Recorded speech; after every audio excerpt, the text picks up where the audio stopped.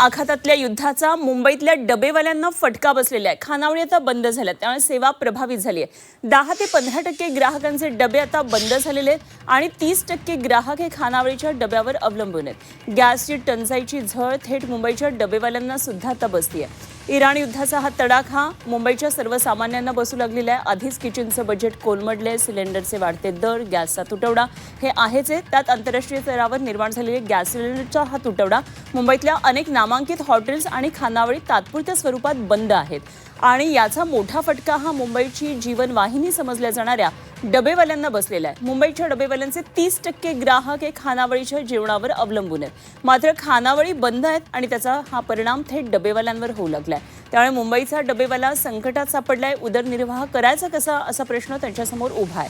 मुंबईकरांना दुपारचं गरमागरम जेवण अगदी वेळेवर पोहोचवणारी एकमेव संस्था आणि ही व्यवस्था म्हणजे मुंबईचा डबेवाला। 150 वर्षांपासून सुरू असलेल्या या संघटनेमध्ये तब्बल 1500 डबेवाले आहेत। दररोज 80,000 ग्राहकांपर्यंत ते डबे पोहोचवण्याचं काम करतात आणि यामध्ये 70% घरगुती जेवण आणि 30% खानावळीच्या डब्यांचा समावेश आहे।